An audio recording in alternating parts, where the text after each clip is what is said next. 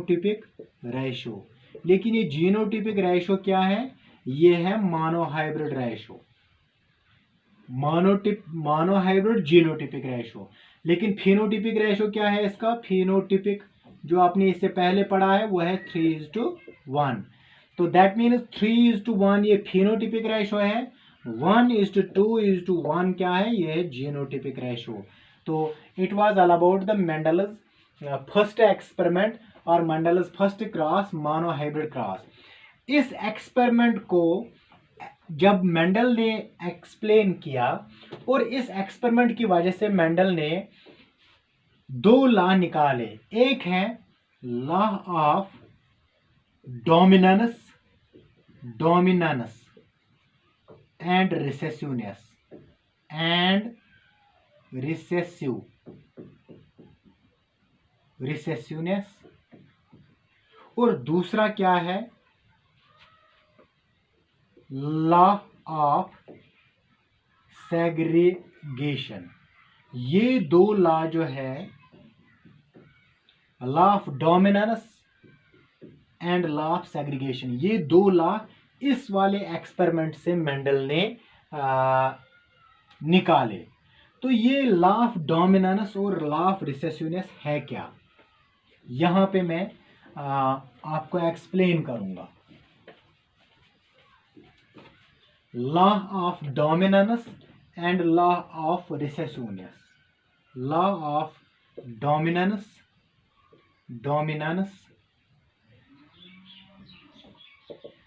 मैं यहां पे फिर से बताऊंगा लॉ ऑफ डोमिनेंस क्या है। जब कैपिटल टी और कैपिटल टी आपस में मिले हैं, capital T and small T के साथ, ये है टॉल, ये है शॉर्ट। तो यहां पे अगर हम देखेंगे, जब गमेट्स इन्होंने बनाए हैं, गमेट्स सेक्स सेल्स बनाए तो कैपिटल टी आ गया है, इसने गमेट्स बनाए तो स्मॉल टी आ गया। तो जब ये दोनों मिले हैं तो capital T and small T आ गया। तो ये है हाइब्रिड टॉल, और F1 जनरेशन इसको बोल सकते हैं, F1 जनरेशन। तो ये F1 जनरेशन जो है, इसमें कैपिटल टी जो है और स्मॉल टी, तो इसमें कैपिटल टी का कैरेक्टर सिर्फ आता है, स्मॉल टी का नहीं। तो इसका मतलब है कैपिटल टी ये डोमिनेंट है ओवर स्मॉल टी, ये सिर्फ अपने आप को रिप्रेजेंट करता है, इसको रिप्रेजेंट होने नहीं देता है। This from here you can answer the law of dominance. That means when the two factors of the same trait are present together, only one factor represents, and that factor is known as dominant factor or dominant trait. आप यहां पे इसको बोल सकते हैं law of dominance. when in heterozygous condition,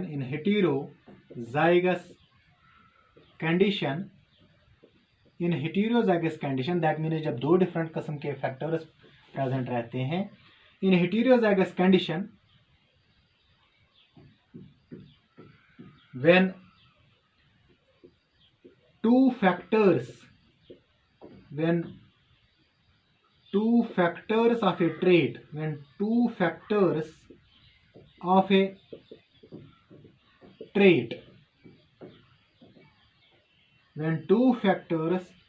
of a trait are present, which are contrasting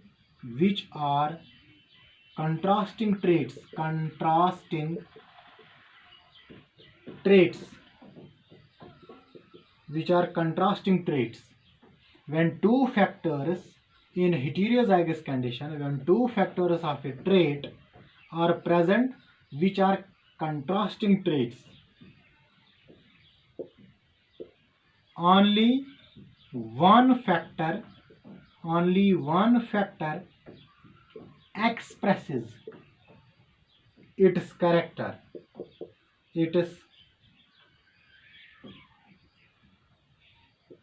Only one factor expresses its character, and the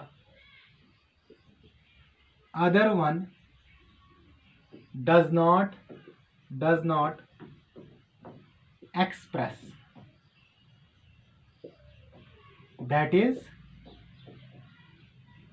one factor is dominant over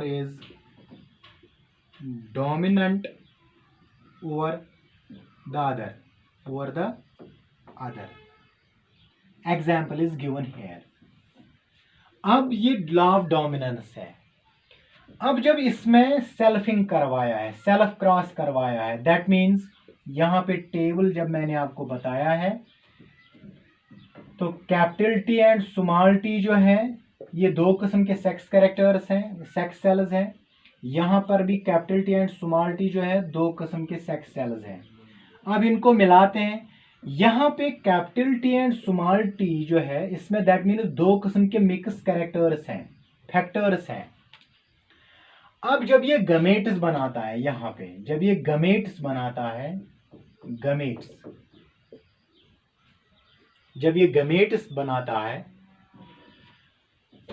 तो ये gametes जो है, गमेट्स में ये दोनों टी एक ही, ये दोनों capital T and small T जो है ये दोनों एक ही सेक्स सेल में प्रेजेंट रहते हैं कि ये अलग हो जाते हैं। जिस तरह मैंने आपको बताया, क्योंकि ये डिप्लॉयड है, अब इसको मियासिस होगी। मियासिस में रिडक्शन होता है क्रोमोसोम्स का, जेनेटिक मटेरियल का। तो इसमें फॉर एग्जांपल एक सेल में कैपिटल टी बनेगा, दूसरी सेल में स्मॉल, दैट मीन्स हाफ में कैपिटल टी होगा, हाफ में, क्योंकि मियासिस में half of number of chromosomes या जेनेटिक मटेरियल होता है। तो यहाँ पे ये दूसरा लॉ जो मेंडल ने बताया है, दूसरा लॉ क्या है? वो दूसरा law of segregation, law of segregation.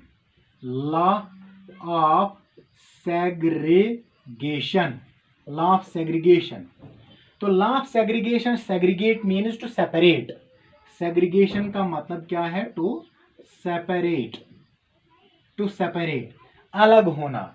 तो यहाँ पे जो ये दो जीन्स थे या दो क्रोमोसोम्स थे जो एक साथ प्रेजेंट थे, जब गमेट्स बनने का टाइम आ गया तो ये दोनों जो है, ये दोनों फैक्टर्स जो हैं अलग अलग हो गए अपने अपने गमेट्स में।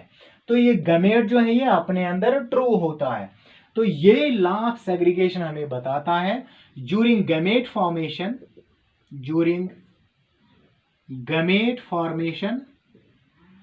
during gamete formation the factors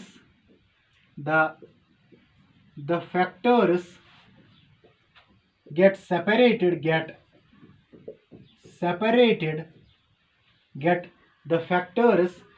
separated into the gametes irrespectively। तो ये एक दूसरे के ऊपर डिपेंडेंट नहीं रखते हैं, ये डिपेंडेंट नहीं होते हैं। During gamete formation the factors get separated into the gametes, और you can simply into the gametes, and these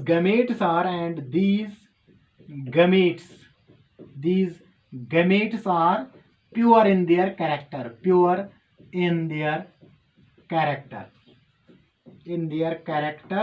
or you can say trait।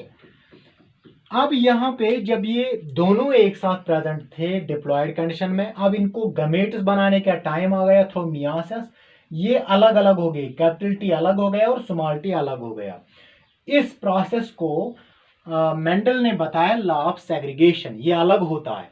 तो ये फैक्टर जो है जब अलग हो गए और ये गमेट्स अपने आप में ट्रू है, प्योर है, क्योंकि कैपिटल टी इसमें कोई दूसरा नहीं है, ये प्योर है अपने अंदर, और स्मॉल टी इसके साथ कोई दूसरा नहीं है, तो ये प्योर है अपने अंदर। तो इसको आप law of purity of gametes भी बोल सकते हैं, प्योरिटी ऑफ गमेट्स भी बोल सकते हैं, purity of gametes, law of purity of gametes भी बोल सकते हैं। गैमेट्स अपने आप में प्योर होते हैं, इनमें कोई मिक्सिंग नहीं होती है। तो ये पहले मोनो हाइब्रिड क्रॉस जो है ये दो लॉ हमें एक्सप्लेन करता है, एक है लॉ ऑफ डोमिनेंस एंड दूसरा लॉ ऑफ सेग्रीगेशन। तो in next video we will learn about the dihybrid cross. Thank you.